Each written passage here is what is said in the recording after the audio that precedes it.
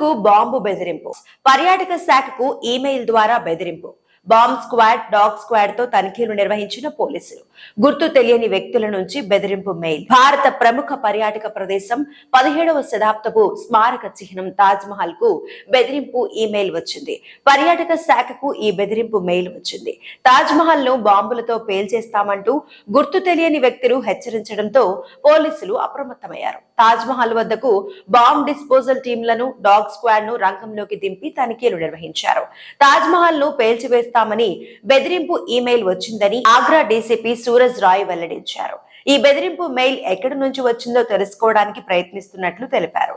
తాజ్ మహల్ పరిసర ప్రాంతాల్లో ఎలాంటి అనుమానాస్పద వస్తువును గుర్తించలేదన్నారు. కాగా బెదిరింపు మెయిల్ రాగానే పర్యాటకులను బయటకు పంపించి తనిఖీ చేశారు.